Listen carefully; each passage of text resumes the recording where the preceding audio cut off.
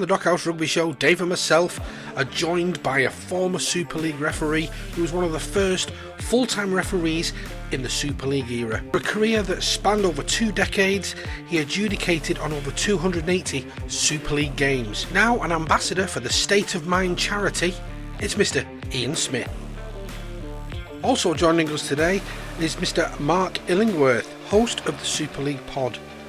Mark is a fan and student of the game and has a wide and vast knowledge of rugby league. He's also a pie eater, and if you're new to the sport of rugby league, that means he's a Wigan fan. But we won't hold that against him. But one thing is for sure, today's guests both know their onions when it comes to the sport of rugby league.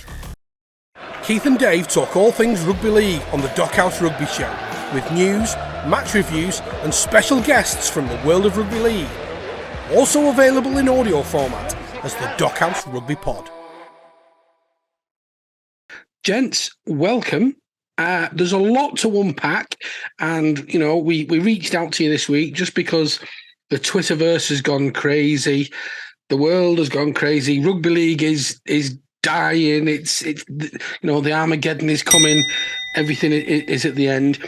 But there are one or two questions that I think we could probably get a sensible answer to tonight. Whereas in the world of the Twitterverse and social media, fans are fans, and they're called fans because they're fanatical about their team and probably only see it one way sometimes. Whereas we always try and give the bigger picture. We always try and give both sides of the story on the Dockhouse Rugby Show. We're not biased in any way, shape or form, and we look at it objectively. And if the answer is the answer, whether we like it or not, that is the answer. So let's jump straight into it. Dave, are you going to kick us off? Thanks, Keith, and welcome, Mark. Welcome, Ian. Look, as you said before, there's so many things that have gone on in the last few weeks, so many talking points. Let's start with one big topic, and it refers to the hip drop. So before we get into the details, hip hop, yeah. So before we get into the details of the Morgan Knowles ban and 5 matches and why and where, what is a hip drop, Ian? It's had many names, to be fair. Once it was called the Ninja.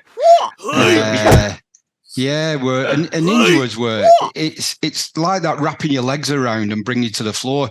The Philbin one on De Costa in the Catalan game the other week was a classic example where the player's in front of him and he's trying to grab the collar to drag him down to the floor, but because the player is going away, they leave the floor and they wrap the feet around to try to use the weight to drop onto the floor. Now, what that problem is, as soon as you the feet leave the floor, you become reckless by nature because you have no contact with the ground, so it becomes reckless. And then if you put all your weight on the ankle or the knee of the ball carrier, then the potential risk is there. The hip drop, again, it's where the legs come off the ground. So it's a tackle where the player is going away from you. They grab the shoulder or the collar. And because of the force and the weight and the drive of the player, you can't actually rag him to the ground with your own momentum, keeping your feet on the ground. And because you sometimes are being dragged along, you tend to lift your feet up and use your between 80 and 110 kilograms of muscle and weight of the defender to drop. And 9 times out of 10, that drop can land on, I'm probably over-exaggerating that, but many times you can drop onto the ankle or the knee in the case of Mike Cooper. Yeah. And it's a tricky one because by definition, you're actually putting all the weights of your own hips onto the ankles of the ball carrier, and the risk to injury is massive. But I don't think it's a deliberate act. But as soon as your feet leave the ground, it becomes reckless, and I think that's where probably Morgan Knowles has copped a larger ban because he swung his legs. Did they come off the ground? Not quite sure.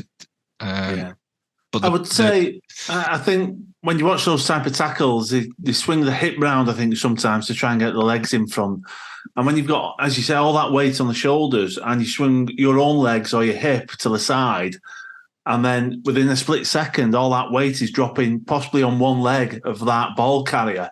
As you say, it's so easy then for an ankle or an ACL injury, as we've seen in this case. And I don't think it's intentional very often by the defender, because it's happening at a million miles an hour. You don't have time to really think about what you're doing very often. It's just an instinct to carry out and try and bring that ball carrier to the floor. So I'm not sure. I mean, I suppose only the players themselves could tell you whether it was intentional or not, but I don't believe it usually is. I think it's normally just instinct and players trying to desperately make that tackle. Yeah. And in this case, it's led to a very, very serious injury for a player who's in the latter stages of his career. So it's potentially a career ender, which hopefully isn't correct. Hopefully he does make a full recovery and very speedy recovery. So we wish him all the very best with that. But it's a very dangerous technique. So I believe it's a technique they're trying to get out the game, really.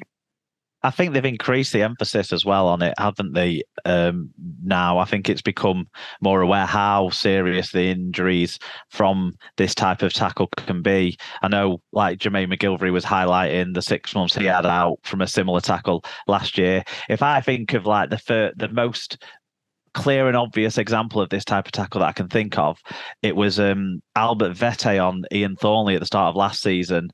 And that was a big bloke on an outside back.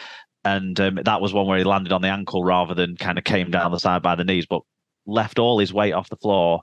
And that's where you're seeing these long-term injuries, because you've got a lot of weight, like Ian said, coming off the floor and onto the pressure of one person. You've got two big blokes worth of weight on one bloke's ankles and knees as he's being pulled to the floor. Yeah. So add into that mix then, so we can hopefully clarify another issue here. Why did they ping Morgan Knowles? There was 3 men in the tackle. How can they pinpoint it to Morgan Knowles? And the fact is, like we've just stated, he swung with his legs in the air to put that added pressure onto Cooper's lower body, onto his legs. And it's his knee that gave out, which was another question. How fit was Cooper going into that game? Did he already have a knee problem? Was it going to go at some point anywhere?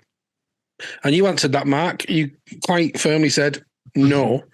It was the fact that tackle did it. He ran in, he was running fine. He was all good up to that point. I've watched every game he's played this year. I've not seen him getting treatment on his knee or having extra strapping, particularly on his knee, to what you would expect.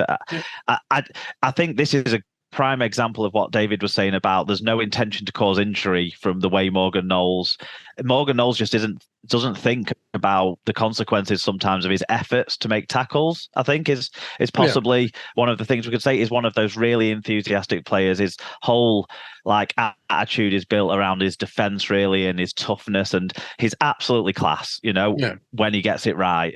But I think we can see by running through his judicial record over the last 3 years or so, he gets it wrong maybe too often, and that's culminated, I think, in this ban to an extent, rather than this being like a horrifically deliberate act by him. Yeah, I mean, it's not something you can train for, is it? You're not going to say to your teammates, "Run in, and I'm going to try and hip toss you and see if I can, blow your knee out." It's not something you practice. You're never making that tackle in training on your own teammate, because you know what can happen. Yeah, exactly. But going back on one of your first questions was, how did they know it was Morgan Knowles in a 3-man tackle? Because he was the only one that grabbed the collar stroke shoulder. He was the only one that swooped the feet to that side. He was the only one that got into the position where there was any potential of a hip drop. The fact that there's 2 other players in the tackle becomes irrelevant as far as Morgan Knowles is concerned. Maybe they were pulling him to one side, but if he hadn't done the act that he was done, then Mike Cooper might not have had the injury that he has subsequently got. So there was only one, even though there was 3 people in the tackle, there was only one person at fault for that injury. Great answer, Ian. And, hopefully, that puts a lot of debate to rest. The only other section around that would have been, which we can answer here now as well, is, and I think we have anyway, but why a grade D charge comes with a 3-match ban, yet he received a 5-match ban.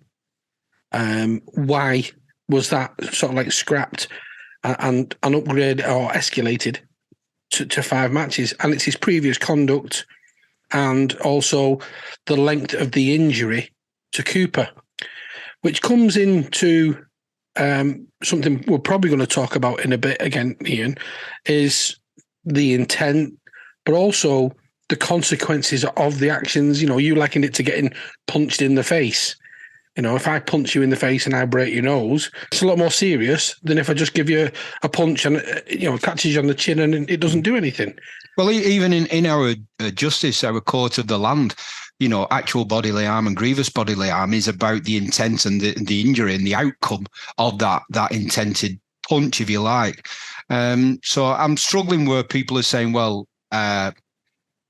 the injury should not be a mitigating factor. Absolutely, injury should be a mitigating factor, because what injury does, it proves force, it proves more intent. Now, I'm not saying he intended to put Mike Cooper out for 12 months. Absolutely not. But because of the recklessness of the tackle by leaving your feet off the ground, then any outcome of the length of injury has to be a mitigating factor regarding the grading. And to be fair to the judiciary panel as well, they are allowed to go outside the grading. That is part of there is a part on the old disciplinary process where it says the review panel, match review panel, and the operational panel can go outside the guidance. You know, they're only guidance, and that's the guidelines. You know, they can almost give whatever they want if they feel fit, and that's up to St Helens to appeal or not. Yeah. And St Helens have been successful with an appeal on a Morgan Knowles tackle that we all saw, and everyone who saw it thought that actually arguably was more of a deliberate act, the one on Chris Atkin last year in the playoffs, wing, more so than the one on Mike Cooper the other week.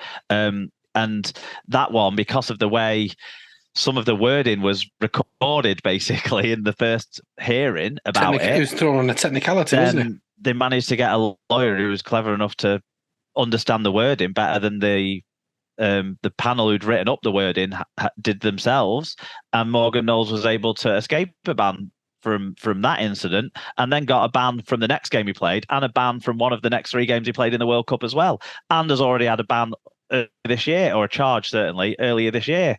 So that's where you then start to get into your aggravating and mitigating factors with going outside of the range. Is Morgan Knowles has got a clear record of receiving charges for similar types of dangerous contact incidents, as well as the aggregating factor of the significant injury that was caused, like Ian says, that would be taken into consideration when you're sentencing in any sort of court in the land. So why wouldn't the independent rules tribunal use the same factors? Yeah. No, you're absolutely right. And good point. Good point. Well made, Mark. That takes us on to another question. Then, kind of segues. Whilst we're talking about just the grading and the differences and that sort of thing, because I know like that's what we've kind of talked about there with going outside and inside of the rules and that sort of thing. So a lot of people, I don't know how well they understand the process or not, but you have the match review panel that reviews every match. Incidents that the referee gives a card for or puts on report are automatically reviewed, but also the match review panel, which is made up of ex-players played across the board in Super League, will make other observations themselves, and they'll give the grading of the incident from their observations, and then that, if it's a grade D or higher, will go to a rules tribunal, or if it's in fact it might have changed to a grade E and higher now, that goes to the rules tribunal automatically, or the club / player can contest the charging or the grading and go to the tribunal themselves, which is like what Morgan Knowles did last year when he got the charge for the Chris Atkin chicken wing. So an incident recently that people might not have understood, that people might be asking questions about, for example, because I saw it on Twitter at the time. If you remember the Wigan versus Lee game, Ian Thornley got sin-binned for a late hit on Gareth O'Brien. That actually, the consequence of that tackle, Gareth O'Brien hit his head on the floor quite heavily, was concussed as a result and missed a game and the rest of that game. Willie Isa got picked up on a challenge as well by the match review panel. That was a late hit. Both of them were given grade B charges, but Willie Isa got a 1-match ban, whereas Jake Wardle got a £250 fine, because the range of punishment for a grade B penalty charge offence that the match review panel can give is either that fine or minimum the fine, maximum the ban. Now, because Wigan and the players accepted both of those instances, it never went to a tribunal. The reason why Willie Isa got a 1-game ban and Jake Wardle didn't is Jake Wardle hasn't had any charges of like a similar offence or a grade C offence of any kind in the last 12 no grade C in the last 12 years, no 2 similar offences in the last 3 years. Willie Isa had a grade C high tackle charge last year. Arguably, that is not the same type of offence as a dangerous contact offence. But like Ian was saying, the rules have a bit in there where basically the match review panel can make the decision for themselves what's a relevant previous record and just disregard the wording of the law that says it has to be a similar offence and say any bad offence can be a similar offence. So they said Willie Isa's got a grade C, let's give him 1 game. Jake Wardle hasn't, let's give him the fine. Now, Wigan potentially could have contested that and said Willie Isa's offence isn't a similar offence, so why are you giving him the 1-game ban? But then they go back to the word and say the match review panel decide what's a similar offence, not you, not us. So yeah, they could have argued it was similar. They see it as being similar, and then you're getting into an argument. But it's a very brilliant description. What you're saying, though, is the match review panel have seen those 2 instances exactly the same. Because the charges have been accepted, the fact that Gareth O'Brien suffered an injury isn't an aggravating or mitigating factor that the match review panel are allowed to assess upon. So that didn't come into it like the injury for Mike Cooper did. So I've got a question here, which has come from Twitter, which involves Gareth O'Brien, but he's the recipient. Yeah, that's right. Yeah. So the question was, sorry, Matt, why is there no consistency in bans? Ben Reynolds at OKR gets 2 matches on a late hit. Jake Wardle knocked out Gareth O'Brien and got the £250 fine. So that's the one that you're on about. Yeah. The Reynolds one wasn't a televised game, so I've only seen like a 1 camera distance away angle of it. So and I don't know what Reynolds' past record is, and I don't remember if they must have given him a grade C charge for him to have got that sort of he got 2 matches. Yeah. So they must have given him a grade C charge to give him the 2 matches. And Jake Wardle got a £250 fine. Yeah, because they gave him a grade B charge. And he was at the lower end of that because he's got no past record. I can only assume that what's the Reynolds? What's his first name? Ben Reynolds, is it? Ben Reynolds, yeah. Not Ben Reynolds. Has not Smoking the Bandit. Has a relevant grade C and above charge in the last 12 months and was given a grade C charge for that to have been a 2-match ban. Right. Well, that question came from Stevie B on the Dockhouse Twitter. So thanks for your question, Stevie. Hopefully we've cleared it there. Ian, do you want to interject anything on that? Why would Ben Reynolds at OKR get 2 matches for a late hit and Jake Wardle knocked out Gareth O'Brien, got a £250 fine? Well, to be fair, I think Mark's absolutely nailed it there. It's about the frequency of the pass record and the grade of what the pass record is.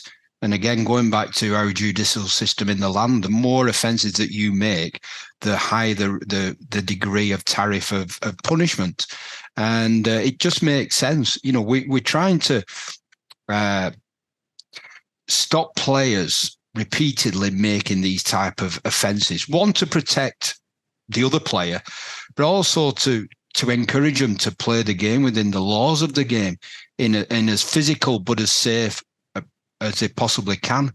And rather than have so many players sat out, I'm okay with this fine system because, you know, it will hit them or the club in the pocket. And then if they keep doing it, that's when they start to get the bans and they start to accrue these multiple offences.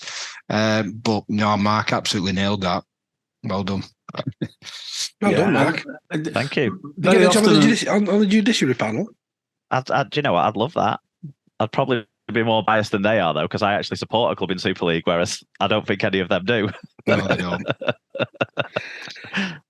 Yeah, I think the consistency question comes up time and time again, and you know, I've tried to answer it myself several times. Ian said this as well in the past. No 2 incidents are actually identical. They're often very similar, and often we can compare things at first glance, and then when we look at them in detail, They're actually quite different or subtly different that lead to different results, different bans or fines. And is consistency really achievable in a game, in a profession, any professional sport? You've got thousands of incidents per game run by different referees at speed, making a live call judgment. Is it possible to be 100% consistent across all those games with all those incidents in every round of Super League? No. Well, can I come in on that, because you've got to take the referee away from that, because the match review panel will look at every single game in its entirety and they will make notes, and so they will judge each incident on that merit, regardless of what the referee has done, whether it's on report, sin bin, send off. That might come in later on, but at that moment in time, they will be looking at that individual incident. Now, every single tackle will have little different nuances. Does he lose height? What about the force? What about the mitigating factor of an injury? What about 2 plays in the tackle? What about 3? What about ducking? What about an elbow? What about the injuries? And there's so many different things. There is no two tackles the same. So we're trying to perfect an imperfect outcome, if you like. So we have to have some sort of a guideline, but within that, there is always going to be movements up and down them guidelines.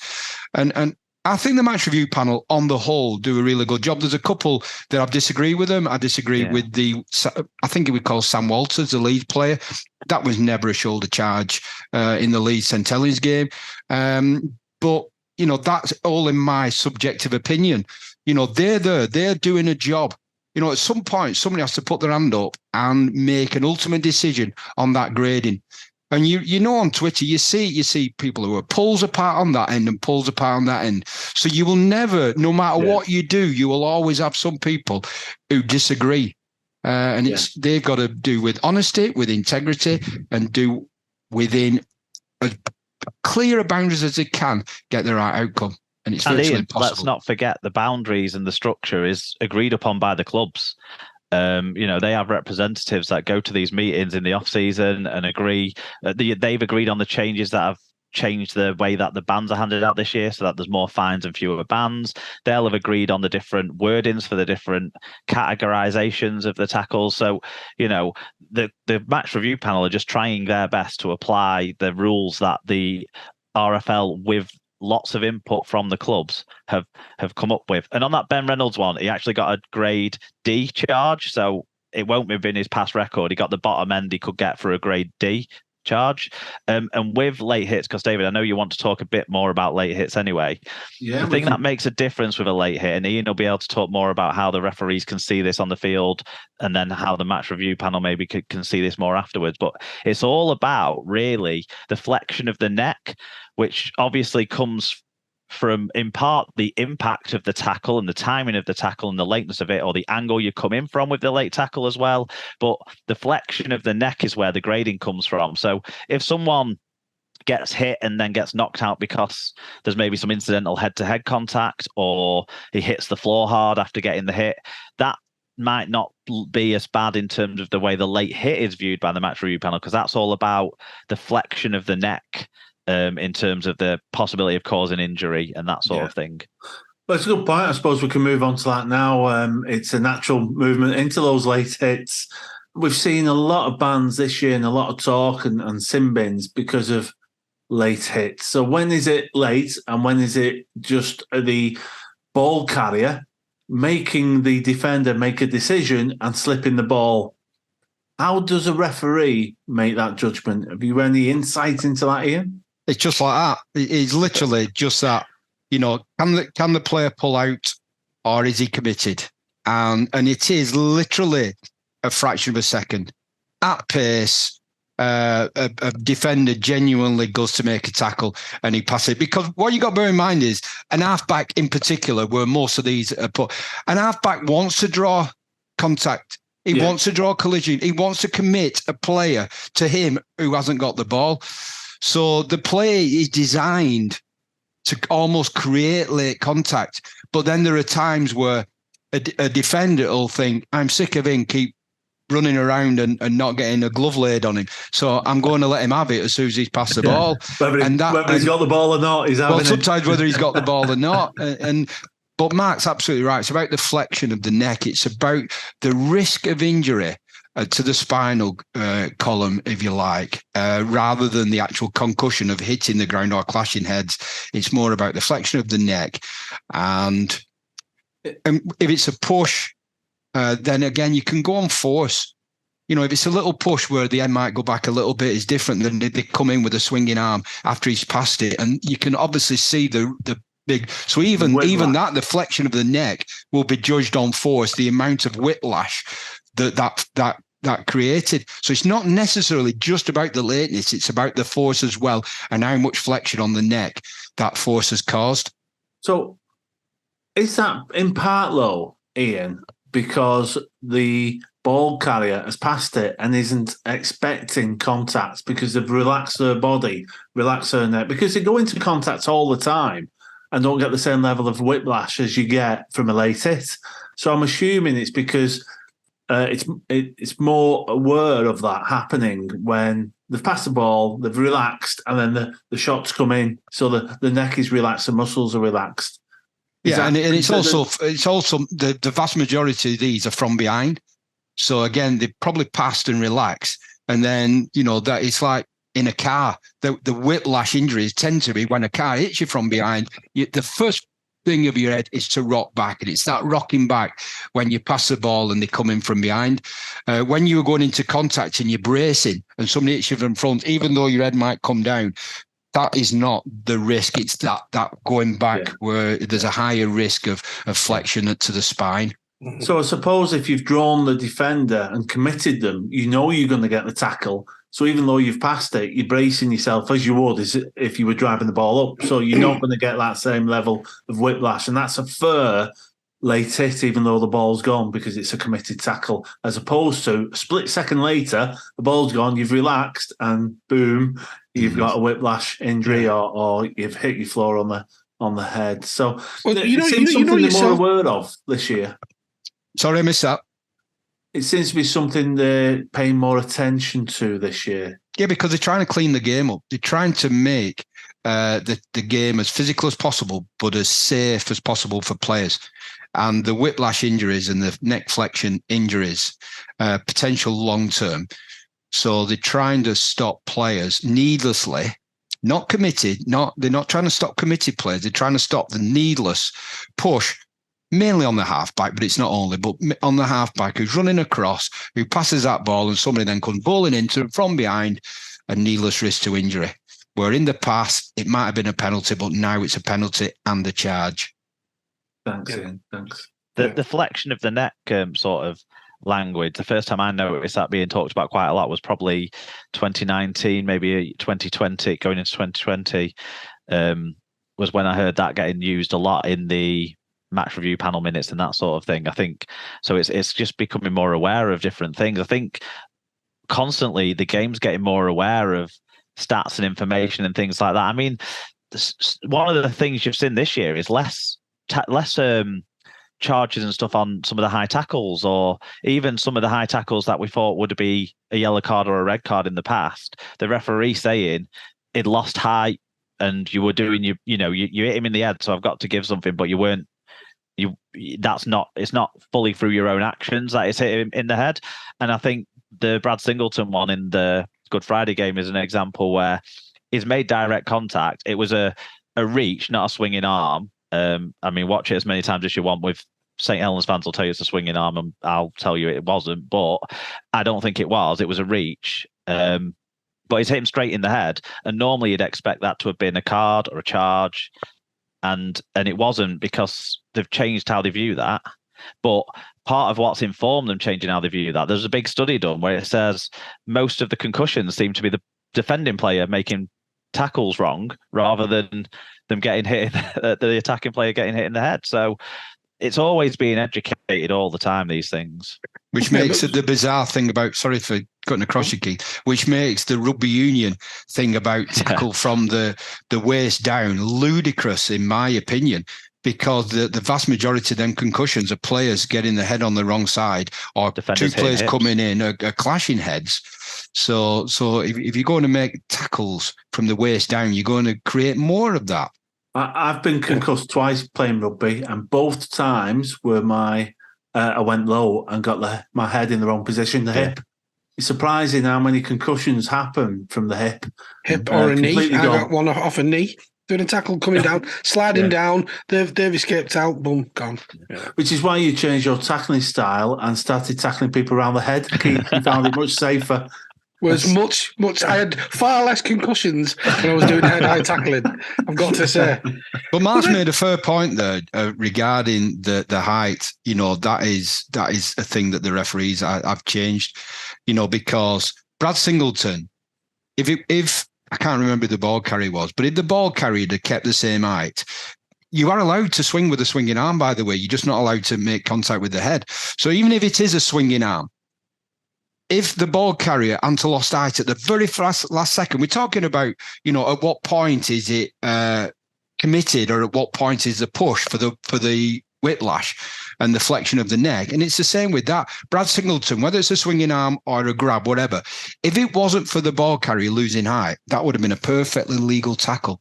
But yeah, just like that, a fraction of a second, we're talking a fraction of a second, the ball carrier loses height, then yeah, absolutely, it's going to be a penalty because he's made contact with the head.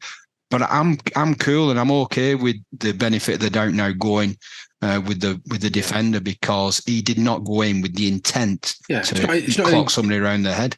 It's not an intentional, and I think that should be factored in, shouldn't it? You know, was it an intentional swinging arm to the head? No, it was an intentional swinging arm tackle to the chest. To the chest, but the trajectory of the opposing player differed, and it ended up a head tackle. And I want to play devil's advocate here then as well, because I hear a lot of people going on saying the game's going soft, you know, the penalising late tackles more, high tackles more, you know, it was better years ago. What's your opinion of it? Obviously, the intensity of the tackle within the game at the moment, Ian and Mark. It was brutal back in the day, and the sad thing is that the amount of concussions that some of these players are getting, and I'm not going to go down that route regarding some of the cases that people are bringing now. It was brutal, and we were, I won't say openly encouraged to miss high tackles, because we weren't, but there was an acceptance. A lot of these little grabs now, where it starts there and it's an almost just a little grab, they were never ever thought of as high tackles. It was part and parcel, if that's the right word. That it was inevitable that some players will get some head shots. Yes, by all means, get the swinging arms and the, you know, my good friend Barry McDermott with Stuart Fieldens and your Nick Fozzard, which was on the other. You know, they're high tackles, but the game was brutal. Mm-hmm. I miss the biff, if I'm being honest, but I don't miss the consequences long term for the player about the biff, because we've got to look after players. We talk quite a lot now about contact force. So I know back in the day, in sort of the area alluding to Lurie, and your props, you've always tended to be bigger than your backs, where now they're a bit more interchangeable, a lot of the players, and they're all very athletic, very muscular, but not always carrying the same level of weight as they once did. But I think the force of the tackle is just as great very often, and probably more consistent. So you might have had some bigger hits from the big forwards in the past, but now you're getting a lot more force from probably lighter people, just as muscular, but maybe not carrying just as much weight. These are broad observations, by the way, you know, very broad. But you're getting that constant contact force that I've heard coaches speak about. Even if you're 80 kilograms, and as you say, Liam Farrell, the contact in those tackles, extreme force. Even though he's a lot smaller than some of the back rowers we've seen in the past. So It's an interesting topic, thinking about force, and it all works with the late hits and high tackles. It all has to be factored in and considered. But if I can move this along, if there's no other points on that, to kind of the third and final topic on referee decisions, and that's around touching down the ball. So probably aim this again at Mark and Ian. There's been a number of incidents where we've seen grounding.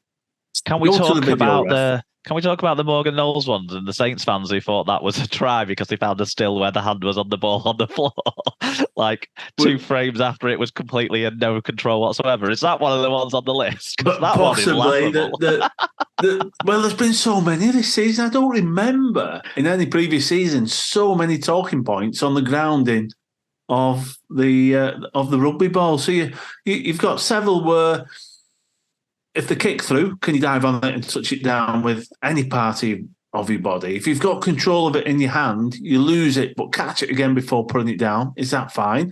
Or is it not fine because there's been separation? If you ground it at the time you've dropped it, is that different than having the separation, catching it, then putting it down? There's so many subtle variations. We've seen them where they've touched down, but they've rolled onto the forearm. Is that loss of control? Or if you put it down with your forearm from a kick through, is that okay? So I don't know if you can unpick any of all those different subtle variations that have led to tries and no tries over the last couple of months. Do or do not. There is no try. Well, let Mark go first. Go on, Mark. Well, you'd be the expert on this, but I follow with great interest what you tell people on Twitter about these things. Certainly, the 2 most recent incidents, as we're talking, will be the Warrington-Wigan game, where there was two instances that went up as no try. One was overturned by the video referee, and one was not overturned by the video referee. The one for Brad O'Neill, the video referee decided that there was still contact with the ball when he got it grounded. He still had it within his fingertip grasp, so he hadn't lost control. Whereas the Greg Minikin one, the sort of decision was that his hand came away from the ball. So in that happening, he lost control. So even though he managed to, it seemingly to me, maintain some sort of possession in sort of the crook of his arm type thing as he was going to the ground, I thought that one was fine. But when it's gone up and you can see the hand coming away from the ball, that's where you're talking about that regathering and not regathering, isn't it? And obviously the Morgan Knowles one, where he clearly dropped it, hit the floor, and then he put his hand on top of it. Totally different situation altogether. Yeah. Shouldn't even be a debate. It's laughable that it was. Yeah, because it was already a drop ball. And yeah, you're right. The Wigan-Warrington game was interesting because the Brad O'Neill one didn't look like a try to me. Although when you watch it in slow-mo, if they're getting grounding, if that's a rule, then it is a try. Where the Warrington one looked far more like a try, but again, to the letter of the law, it actually isn't. Are we correct, Ian, in our assumptions? Yeah. The video ref got them right.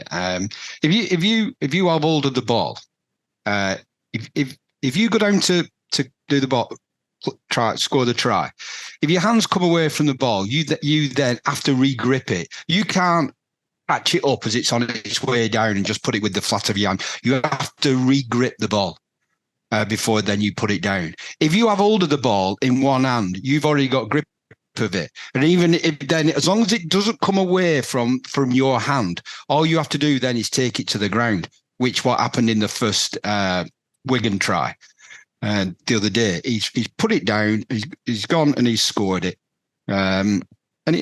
Even though there's only downward pressure with the fingers, that's all you need. It doesn't say you have to have 10 psi. You have to have 10. There's no pound per square inch on downward pressure. If you've got the ball and you haven't lost it, there's no separation. Then I'm coming down. The ball can be coming away from my hand, but as long as my little finger's on it, there's no separation from the hand. So as long as I go down, even if the ball is coming away, if I go down and I get downward pressure with my little finger on that ball, that is a try. And the first try, it seemed, the referee was onside. He come from behind. The way the ball bounced up, it looked all day long like it was no try.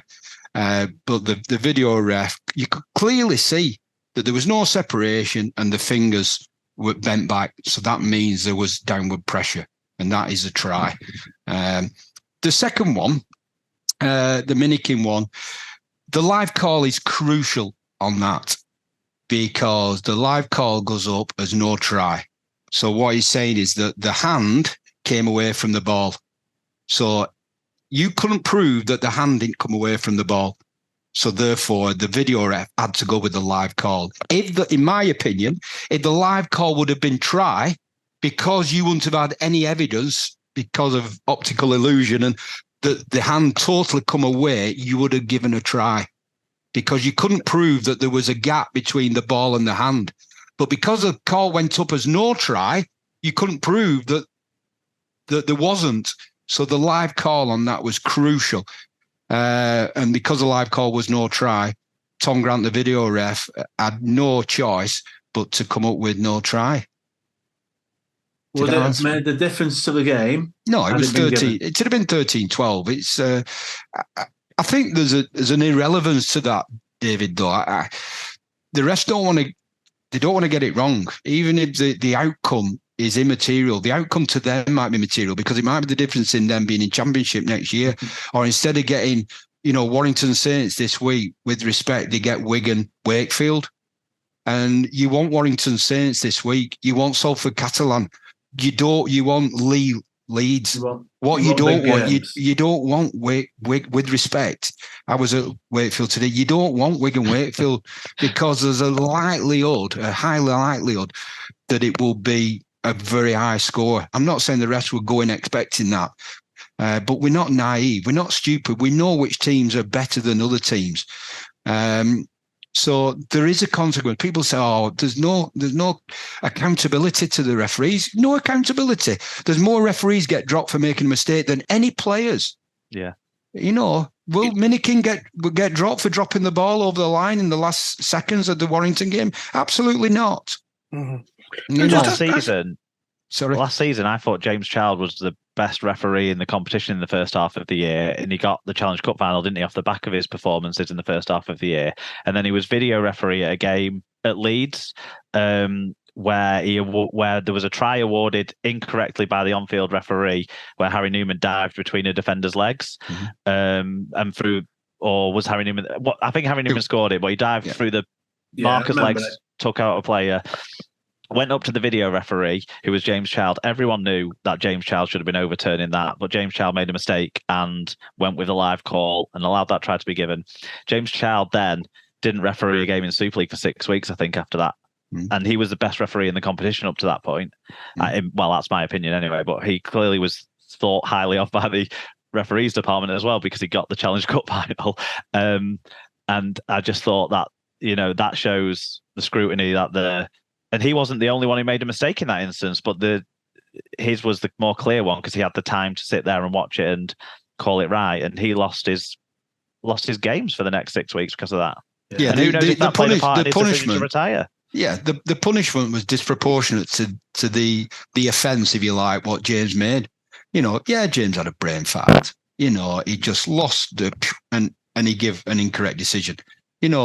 And he say that he was wrong as well. I actually spoke to him about it during the World Cup game, and he said, I deserve to get suspended. I deserve to get pulled because I've made the wrong call, and he deserved the criticism, he said. So the answer here is, and to put out there to the viewers, is that, yes, there is a consequence to referees for making bad judgments in a way, or having a bad game. Well, people don't look at the appointments on a weekly basis. They just assume that match officials and referees aren't accountable. But if you watch the appointments on a regular basis, you will see where referees are dropped or arrested or whatever you want to call it. And not only does that have a consequence on the finance, they don't get as much money. Mark's absolutely spot on. That probably cost James a grand final. Or certainly thereabouts a grand final, but people don't see it because, one, they probably don't want to, because it's easy to say that it's the ref's fault. And look, again, we're not fallible. Refs make mistakes. A referee will run 11 kilometres in a game. They'll burn 1,700 calories. They'll have an average heart rate of 155 to 160 beats per minute. So the amount of thousands of judgments that they're making, so not up here, but also physiologically as well. I've never made a mistake from my settee watching a game on Sky, but I made plenty out there because people don't realise how difficult it is. But to say that there's no consequence is a bizarre statement. Yeah.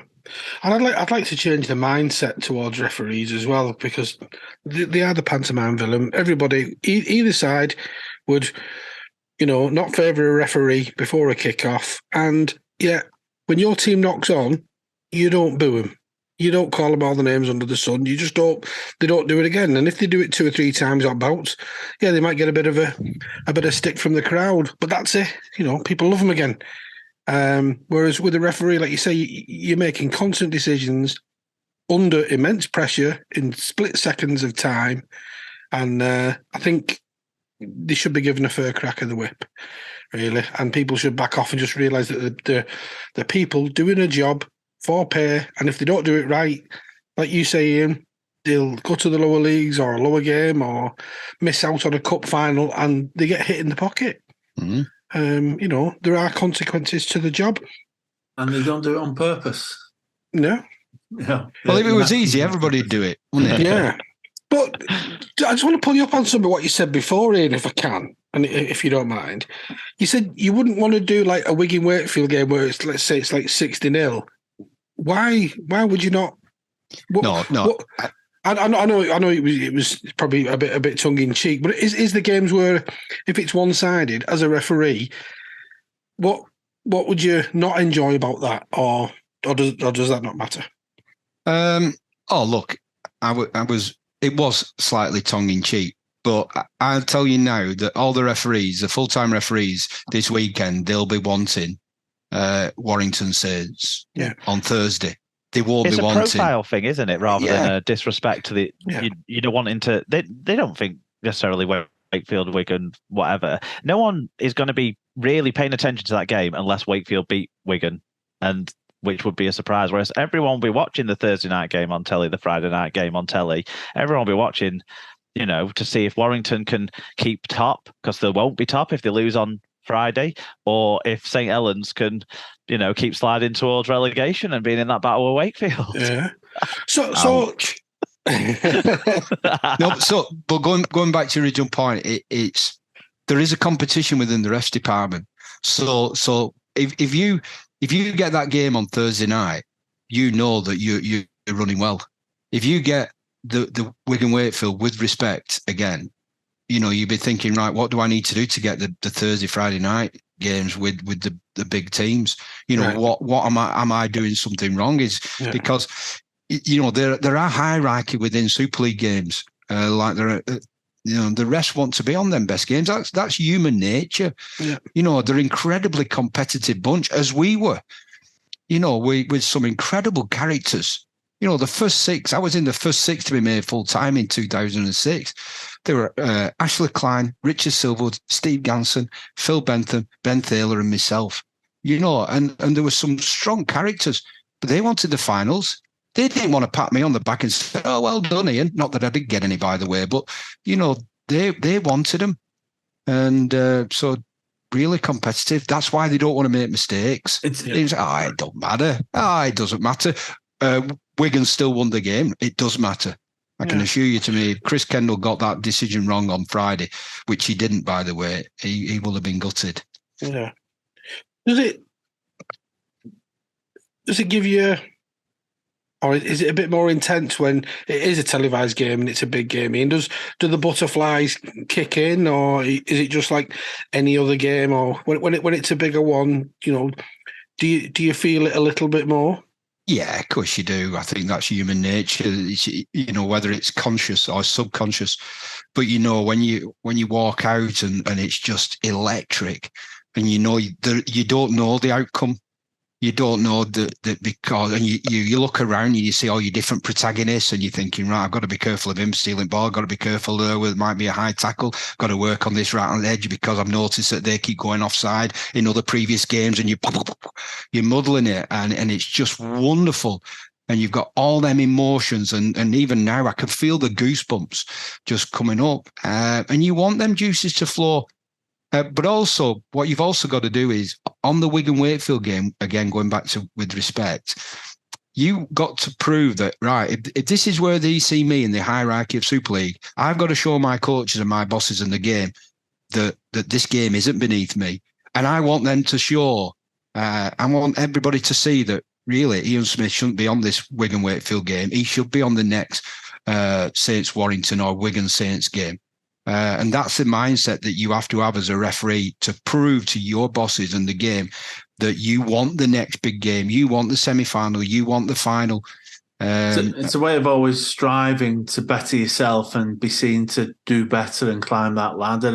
Everyone in a career has aspirations to be as successful as they possibly can, and that's no different with referees, you're saying. It's how you measure success, though. And this is a, I never refereed a grand final or a Challenge Cup final or any final.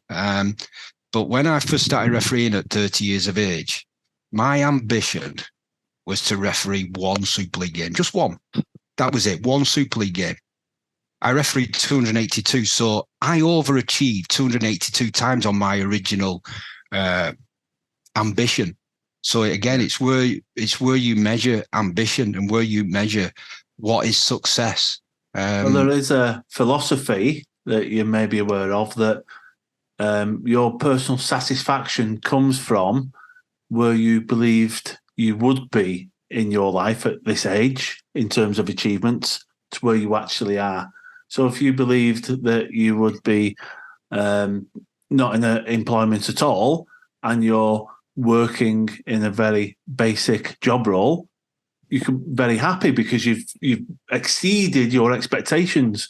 If you wanted to be the head of Google and you're just running several small successful businesses, you're quite down about you've not met your goals. You're nowhere near where you thought you would be, and people can be quite dissatisfied. And a lot of that is relates to how well you feel about yourself as well. It might have been yourself who told me this, Ian. I'm not sure. No, I've not heard that one. I'm trying to write it down. But it makes sense. Will do. But it does make sense to me, that. And I think you've touched upon that. You aim to have one Super League game and you had 282, was it? Therefore, you're very successful in what you set out to be. So hopefully that helps explain measuring success. When the first ever episode of Super League Pod had 50 listens, I thought this is amazing. This is the most crazy thing that's ever happened. And we went on and did it for 9 years, getting many more than 50 listens per show. So yeah. So you felt great about that because you achieved more than what you set out to achieve. Exactly, yeah. So it was very, very successful, and it's a brilliant pod, and hopefully you'll bring it back sometime. No, it's not coming back, mate.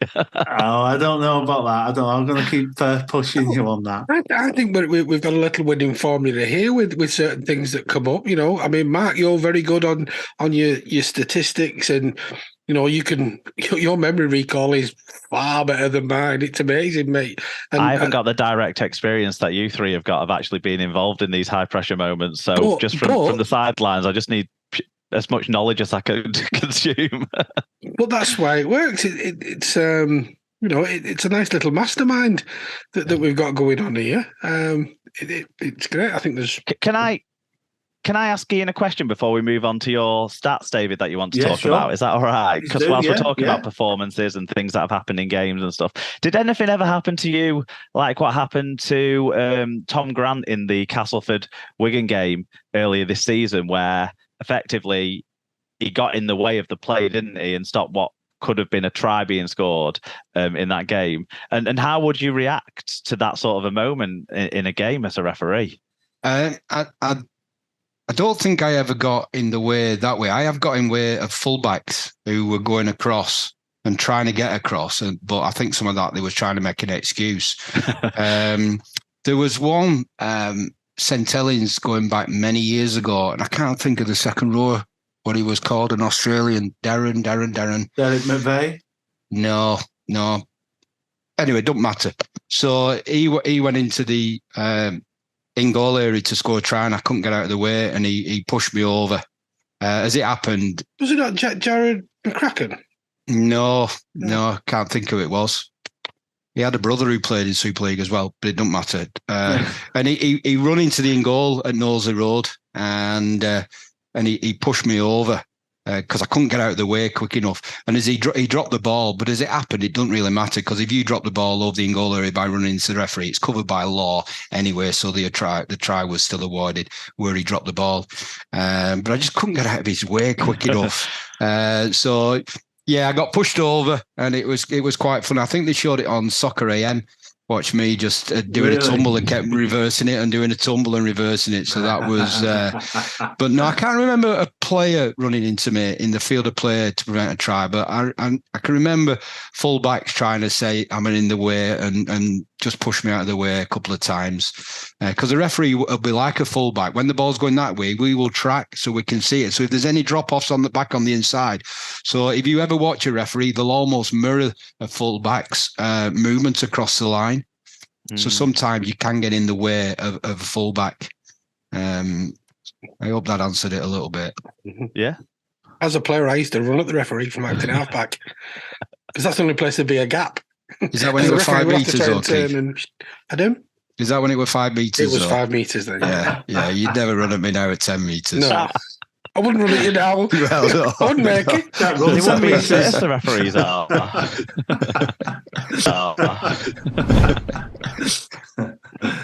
So, should we move on to the fan perception survey then, Keith? Yeah, let's do it, Dave. You've been busy this week with your little surveys. Yeah, and very interesting.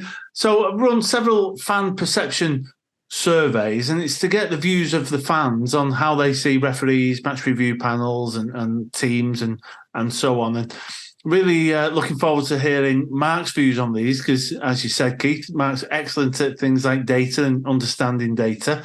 And then your perceptions of this yourself, Ian, and your understanding of what's coming through. So the first one, how many of the fans believe that their team is in the correct place in Super League? Do they believe that the referees have impacted their position? So if it wasn't for ref errors, would their team be higher in the league, or would their team be lower, or is their team in the correct position? So 57% said they believe their position is correct.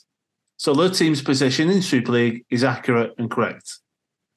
38% of the fans believe their team should be higher in Super League, but for ref errors and MRP decisions. And just 4% believe their team should be lower in Super League. So any observations data-wise on that, first of all, Mark? Well, Wakefield fans can't take part, can they? So, based on those stats, I think it's. No, I think they believe they are where they should be. Yeah, that's what. Yeah, it's surprising. 57%. Yeah, it's surprising that it's. I'm actually surprised that 58% think they're in the right position. You must have had, like, say, a lot of Warrington and Wakefield fans voting, because the 38% number is the one I guess that you'll give more focus to. But that's quite a decent majority of people thinking that the team's in the right position. That suggests there's an element of level-headedness among Super League fans that I think your next results are going to push out of the picture. Quite possibly, yeah, quite possibly. And I suppose 38% of the teams couldn't be higher and only 4% be lower. It would have to be an equal number, wouldn't it? I don't know. I do like maths. I'm just smiling because I'm surprised it's not 100% of the teams, except for Warrington, because you can't go hire them first. Would not blame the referee. So fair play to some of them who didn't blame the referee. Yeah. Well, it may be contradictory when we look at the second one. So the question was, do you believe your team is more harshly treated by refs and the MRP and the RFL in general than other teams? 86% of fans believe their own team is treated far more harshly. 13% think it's equal. And just 2 people voted with an overall 0.1 1% felt their team was treated leniently by the RFL. So 86% of teams are treated more harshly than other teams. Can you understand that data for us? That's closer than what we would expect, wouldn't we? So, like, one thing I've always said is there's probably, depending on what, whether you're on a video referee game, in which case there'll be 4 people in the stadium that aren't biased.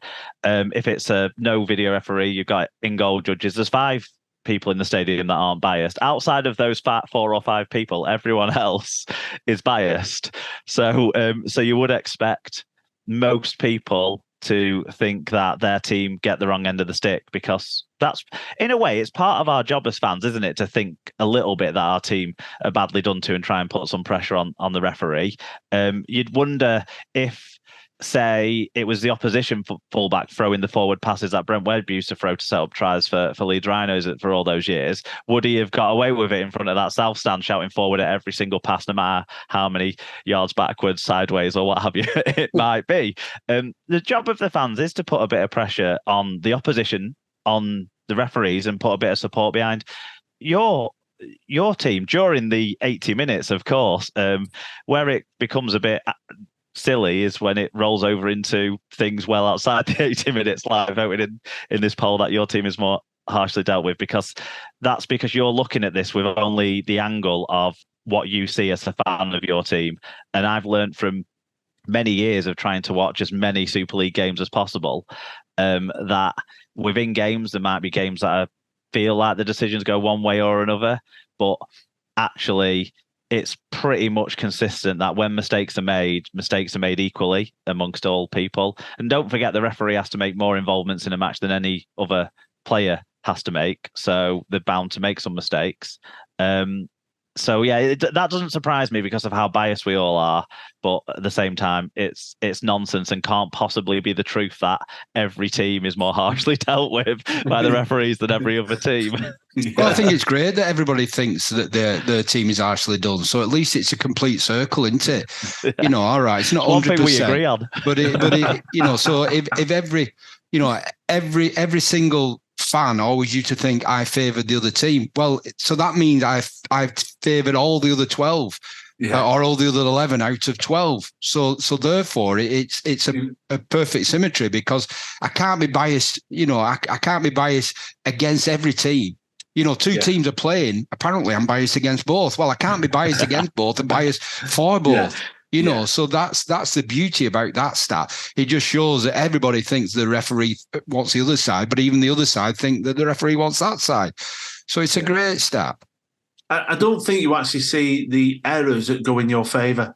If a referee misses a knock on, and it's in favour of your team, it almost doesn't register. But if that error is against your team, you'd think it's just making up for the ones that have gone against your team. Yeah, it counts. The ones against your team count double. Justified. David, it's justified. That's what you tend to tell yourself, isn't it? Well, when you see one go against your team, you're in uproar. You remember that. So after the game, when you're thinking it through, you're thinking, we were really robbed by that ref. Not thinking about all the things that went in your favour. I'd say it's probably cognitive dissonance as well, because very often you want to come away from a game, it can't be my team who lost that. We're too good. No, I can't have that. It must have been another factor that led to our team losing, which must have been the referee, or we were missing a player because the panel banned them for so many games, 4 games when it should have been 1, and it's unfair. So I think there's a lot of that going on. Well, I've just got one more left, and then I've got a question that's come in around potential bias. So following on from the first 2 fan perception surveys, is if you agree, so it's aimed at the 86%, that teams are treated more harshly, or to reverse that, are favoured, which are the teams who are favoured? Which teams are favoured in Super League? There were 4 absolute standout teams who are favoured by referees, according to the survey. And those are Wigan, they're top, St Helens, then Leeds, then Warrington. So those are the 4 voted teams. on this were Saints fans voting for Wigan, Warrington fans. Yeah. Possibly. I just think it's nice to be top of the table for us. It's been a while. So. It has been a while, Mark, What we could do is list all 12 in order, and then the referees know before they take the pitch which ones they're favouring, in case they forget, because it'll tell them on this list. I think Mark's got a point, though, just jumping in on that regarding the volume of the crowd.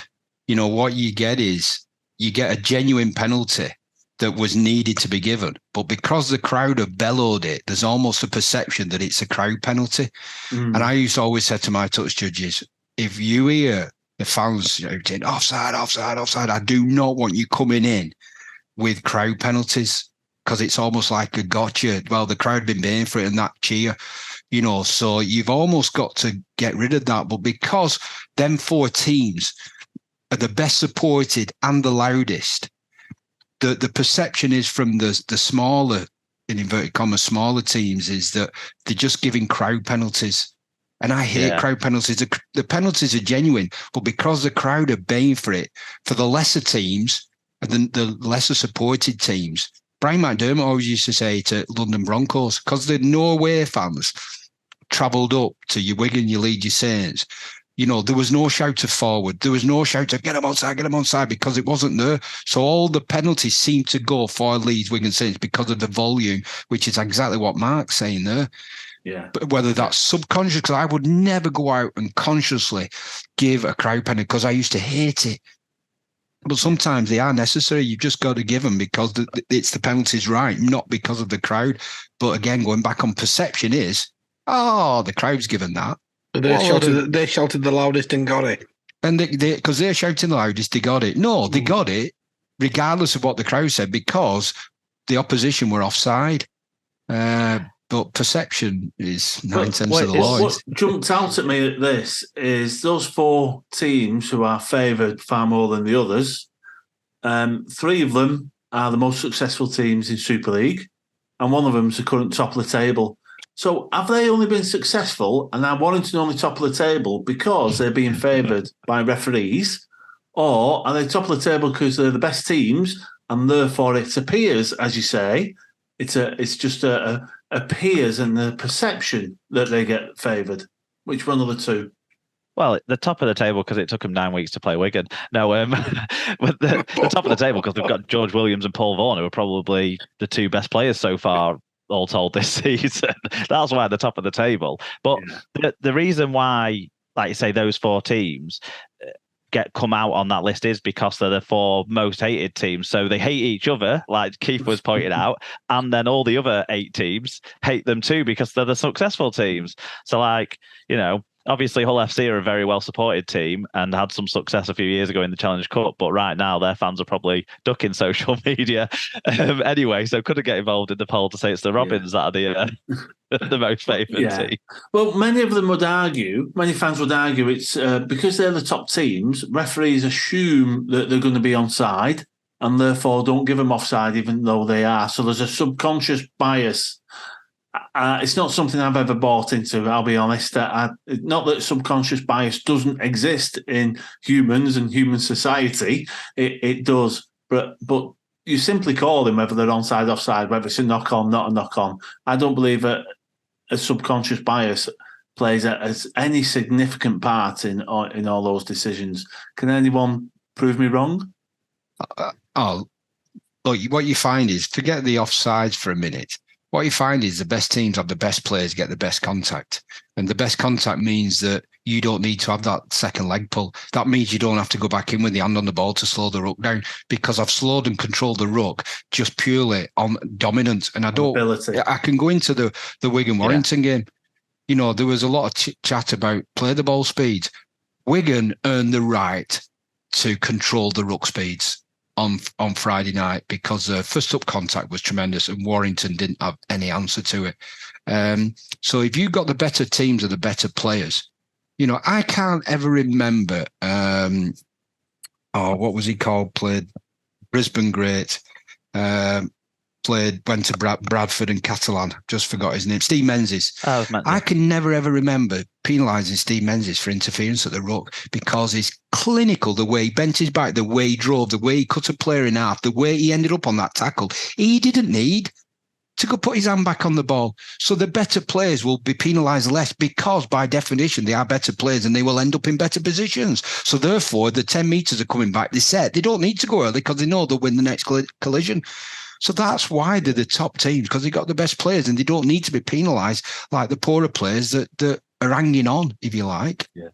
It's an excellent point, Ian. Really well put. Thank you. And there's a question coming from Nicholas Mew, who's a friend of the show. Comes from Canada, a big fan of Toronto when they were in the Super League. And he said... captain of the Grizzlies. Captain of the Grizzlies, yeah. He's been over there a couple of times with the Masters. Great guy. He's put a really good question to us. And it's considering the bias. So Toulouse now, or last year, and Toronto have been paying for the flights. That's for all the players and for the referees and all that surrounding the trip over. Could it be seen or claimed by other teams in those circumstances that the referees are going to favour those teams because they know that they've put the hand in the pocket to get them over there and do that travel? Do you think there's any... Ask Bernard. Bernard will say the opposite. Who would? Bernard says I sat on the plane with them all, making best friends with them, so everything goes against my team when they get here. So it goes both ways, and that is the bias. Bernard's biased, you know. Yeah. That's where the bias is. Do you think it's just conspiracies? Simply just... Of course it's conspiracy. Again, going back to my original point a bit ago, Chris Kendall wanted to get that last decision right, regardless of the outcome of the game, because he wants the best games this weekend. When them appointments come out on Tuesday or Wednesday, he will be absolutely chomping at the bit to get the best game. So if me going over to Catalan, which I did many, many, many times with the teams, and I thought, right, well, Bernard's paying for this, so I'm going to give everything to Catalan, or I'm with the players and the fans, and I don't want to travel back from Perpignan or from Girona or Barcelona on a Sunday and think I might get a bit of a nasty flight. It's just absolute nonsense. It's just a conspiracy. But it sometimes it's such a big conspiracy. It's laughable. It's funny. But sometimes people believe it, and then that's when it doesn't become funny. People can become abusive around it. I think the same question applies with like where referees are from, what referee society they were part of when they were coming through the ranks or what have you. You see a lot of that, don't you? You know, St. Helens fans were throwing that at Liam Moore, weren't they? When Liam Moore is the best referee in our competition right now and should be refereeing the biggest games without any sort of sense of question. Similarly, you've had it in the past with, you know, lots of other referees who've refereed the team of the town that they were born in, or the team from the town that they became through the referees society in, or what have you. And that's another one of them conspiracies. Kendall must favour Huddersfield because he played in their academy, but Huddersfield's academy told Chris Kendall he wasn't good enough. So surely he should hate Huddersfield and go against them in every game. So you can twist these narratives both ways, like we've just done with those two examples. To your agenda. Yeah. Well, why doesn't Ryan Hall, every time he plays for OKR against Leeds Rhinos, drop the ball when he's going over the line? Because he's a Leeds Rhinos legend. Yeah. Because when you're on that pitch, you're doing the job that you are paid to do to the best of your ability without fear or favour. And like, you know, Mark's spot on there. Huddersfield let Chris Kendall go. So I'm going to give everything against Huddersfield. But he was part of their academy. So I'm going to give everything to Huddersfield. It's just a nonsense. Yeah. But people like that nonsense, and they get a lot of time out of that nonsense. It's quite funny at times. One time, something I had real trouble reconciling, and I nearly slipped down that rabbit hole to an extent. But there was one season, I think it was 2012 or 2013, where sort of eight of 9 of Wigan's losses were refereed by Phil Bentham. And I thought, what's going on here? Like, and the conspiratorial, like, hard-headed fan who just thinks everything's against my team would be thinking that he's got a problem with us. He's doing things against us. But probably more realistically is there was some sort of nuance in how maybe he refereed the ruck or something like that Wigan were just getting wrong, or Wigan were having off days, and it was just a pure coincidence that Phil Bentham was the man with the referee. And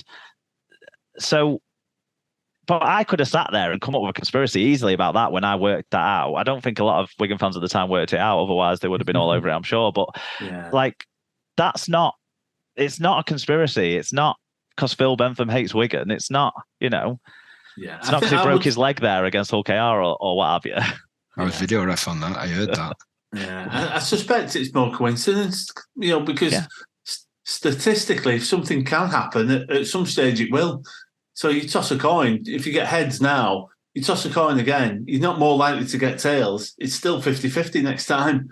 So maybe the players got into their head though, David, where it's a case of, we never win with this bloke. So all of a sudden you go into a game, expecting every decision to go against you. So every decision then it becomes, oh my God, it's an agenda, it's personal. It seems to go against us. And all of a sudden you are playing into that narrative that is not there.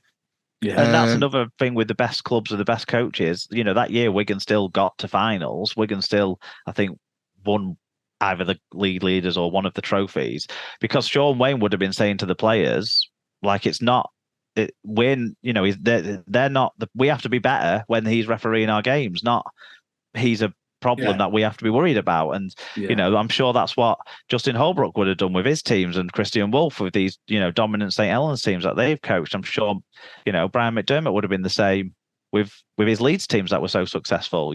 You wouldn't let that seep into your mindset, like the idea that sort of Ian put out there. The best coaches at the best clubs have a better mindset and a better culture that doesn't let things like that seep in.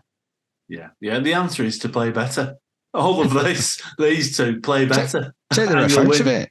Yeah. Ignore the ref. Win collision. Get back 10. Go up. Win collision. Put players into gaps. Be faster. Be smarter. Be stronger. And the referee becomes a non-entity. Yeah. I totally agree. No, just to say, I found it absolutely fascinating. I always do, speaking to both you, Ian and Mark, and it's always very, very interesting. And it's nice to dig deep into some of these points and topics. And I think we agree in large on many of those points. May have slightly different views on some things, but by and large, I think we've got the best interests of the sport at heart, and we're always trying to promote what's good about it and clear up any friction that there may be from decisions that are made. So, very, very warm thank you to both of you for coming along and sharing those insights, and yourself as well, Keith. And thank you very much for hosting. Yeah, no, well, we both did it. Thank you. And thanks for coming back from Helvellyn, from your walk today, and all the way back from Wakey. And everybody's been busy. But just a couple of things before we do go. Here at the Dockhouse Rugby Show, we champion two charities that are very close to our heart, and one is which Ian works for, and that's the State of Mind charity, who do great things, and I'll put details in the bio where you can look at what they do as well, and also the Teardrops charity, the homeless charity in St Helens, Teardrops. Again, all the details will be in the bio for this episode, and if you can go on and just look at the good work that they do, and if you can support them, then all the better. But they're doing great things for the greater good. And from us, from me and Dave, we just say thanks for all the work that you're doing with the State of Mind charity. It's fantastic. I know it's you and all the team there as well. So echoing what Dave says, thanks for your time, guys. That's it for another episode of the Dockhouse Rugby Show. Hopefully, we've put to bed some of the big burning questions that are out there. If you've got any more, please bang them down, and who knows, maybe once a month we'll get together as a mastermind alliance and thrash out all the ramblings of the Twitterverse and see what we can come up with. But that's it for now. Thanks for your time, and thanks for joining us. Don't forget, after tonight's show, leave your views in our comments section. We'd love to hear from you. Keith and Dave talk all things rugby league on the Dockhouse Rugby Show, with news, match reviews and special guests from the world of rugby league. Also available in audio format as the Dockhouse Rugby Pod. The Dockhouse Rugby Show is proud to support the Teardrops Homeless Charity. Teardrops, supporting your community.